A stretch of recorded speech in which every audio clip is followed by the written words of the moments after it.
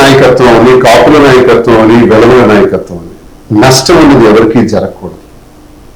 కుటుంబ రాజకీయాలు జరగకూడదు. అర్ధరాత్రి మాట్లాడుకోవడం పగలొచ్చి, ఇప్పుడు జగన్మోహన్ రెడ్డి గారి మనుషులు అయితే వీళ్ళు జగన్మోహన్ రెడ్డిని 1000 అడుగులు గోల్ తీసి పాకిస్తాను అన్నాడు అచ్చెన్నాయుడు మంత్రి. ఏం ధర్మేంద్ర ప్రసాద్ కౌంటర్ ఇవ్వడు, ఎందుకు కృష్ణదాస్ కౌంటర్ ఇవ్వడు? ఏ గాజులు కాస్తున్నారా? అంత మాట అన్నాడు కదా. ఆ మాట అనేటప్పుడు దానికి రియాక్షన్ ఇవ్వవద్దా? మీరు కౌంటర్ ఇవ్వాలి కదా. నేనే అయితే ఉండేవాడిని, ఇప్పుడు నేను అంటానికి నాకు అర్హత లేదు. నిజంగా జగన్మోహన్ రెడ్డిని 1000 అడుగులు గోయి తీసి పాతేయాలనుకుంటే ముందు అనుకోవచ్చు.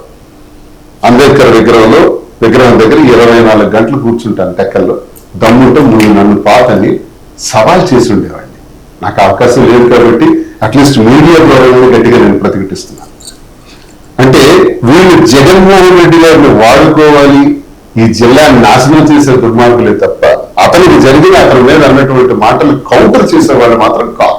అంటే ఇప్పుడు సస్పెండ్ అయ్యారు, అయినా సరే మీరు జగన్ గారికి ఏమైనా జరిగితే మీరే ముందుంటాను అంటారు. అంటే జగన్మోహన్ రెడ్డి గారి వ్యక్తిగతంగా నాకు అభిమానం ఉంది, ఇష్టం ఉంది, గౌరవం ఉంది. ఆయనకి నేను ఒక్క మాట కూడా నేను ఎగనెస్ట్ గా మాట్లాడు. నా సస్పెన్షన్ కి ఆయన కారణమే కాదు, నా సస్పెన్షన్ కి ధర్మేంద్ర ప్రసాద్ కృష్ణదాస్ కారణం.